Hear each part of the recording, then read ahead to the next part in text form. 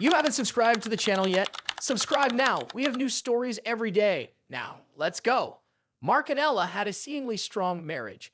Mark was an engineer, hardworking and dedicated, often spending long hours at the office to provide a comfortable life for his family. Ella, who had paused her career to focus on raising their 6-year-old son, Ryan, took pride in being a full-time mom. They were a typical family with weekend trips to the park, bedtime stories, and moments of warmth that made life feel complete despite Mark's busy schedule. As summer approached, Mark noticed how exhausted Ella seemed. She had been working tirelessly with Ryan all year. He felt a pang of guilt for not being more present. One night, as they sat together after dinner, he made a decision. "You know, you and Ryan should go to the beach this summer," Mark said, holding her hand. "Just the two of you. Get some rest, relax, and have fun. I'll join you in a month once I'm done with this project." Ella's face brightened. "Really? You'd be okay with that?" "Absolutely. You both deserve a break," Mark said with a smile. "I'll make all the arrangements." They spent the next week planning the trip, booking a small seaside house in a charming village. On the day of departure, Mark drove them to the train station, feeling a mix of excitement and regret. He kissed Ella goodbye and lifted Ryan into his arms. "Take care of Mom, okay, buddy," he said, ruffling his son's hair. "I'll see you soon." "I will, Dad," Ryan replied, hugging him tightly. "We'll have lots of fun stories to tell you when you come." The house felt empty without them. Mark dove into his work, eager to clear his schedule so he could join them. But as the days turned into weeks, unexpected deadlines and challenges piled up. 1 month became 2, and he never made it to the beach. Instead, he found himself waiting anxiously at home for their return, counting down the days until the family was whole again. The moment finally arrived, Mark stood in the living room, glancing repeatedly at the clock until he heard the familiar sound of the front door opening. Ryan's laughter filled the room as he raced towards his father. "Dad," he shouted, jumping into Mark's arms. "I miss you so much." "I missed you too, champ," Mark said, feeling a wave of relief as he held his son. Ella followed, looking sun-kissed and happy. "It's good to be home," she said, smiling warmly. "We had the most amazing time." They spent the afternoon sharing stories. Ryan talked excitedly about the sea, the friends he made, and the adventures they had. Ella added details about their lazy afternoons, the beautiful sunsets, and how relaxed she felt. Mark listened, laughing along, the ache of missing them slowly fading.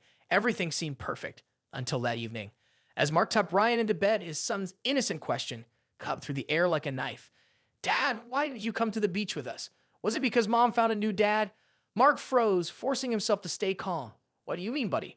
Ryan's face was puzzled. "There was a man who came over a lot. He played with me and Mom. He even stayed a couple of nights." Mark's heart sank, but he kept his voice steady. "Did you like him?" "He was okay," Ryan said with a shrug. "But he wasn't you." Mark kissed his son goodnight, his mind racing. "Don't worry, champ. I love you. Get some sleep." In the quiet darkness of the living room, Mark sat stunned. His chest tightened as he replayed Ryan's words. A man had spent time with his family, often enough that his son thought there was another dad. It felt like a betrayal he hadn't seen coming, and he had no idea how to handle it. The following days were a blur. Mark couldn't bring himself to confront Ella without knowing more. He started to piece together fragments of conversations they'd had over the summer. The seaside village, the friends they'd met, the local spots they frequented, and then he remembered. Ella's ex, Andrew, lived in that area. Could it be him?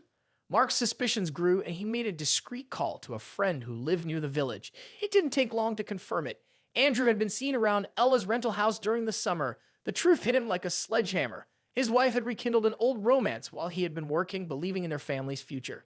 One evening, Ella found him sitting alone in the dark kitchen. She hesitated before speaking. "Mark, what's wrong? You can so distant." He looked at her, his expression cold. "I know about Andrew. Ryan told me." "Why didn't you tell me yourself?" Ella's face paled and she sank into the nearest chair. "Mark, it's not what you think." "Then what is it?" he demanded, his voice tight with anger. "You let our son think there was another dad. How could you?"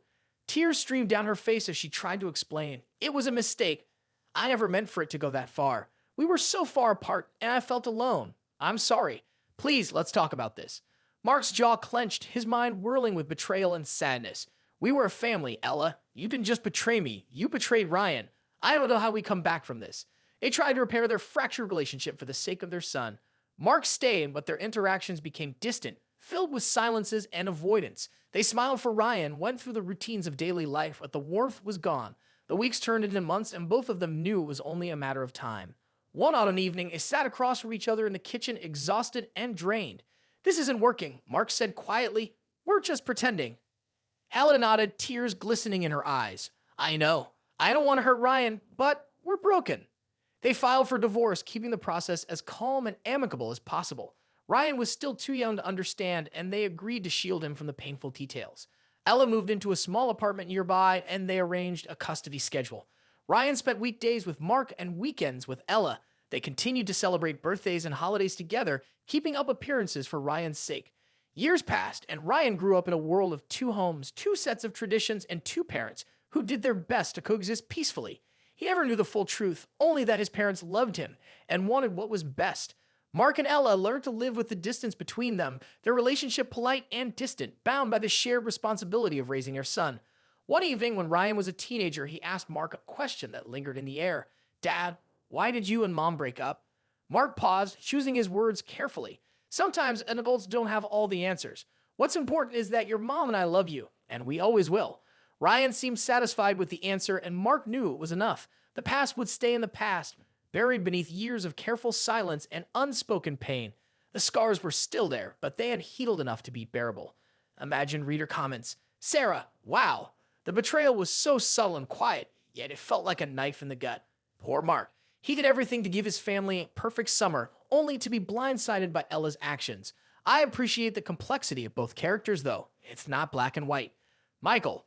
"This was heartbreaking. I felt bad for Ryan, caught between his parents' silent war.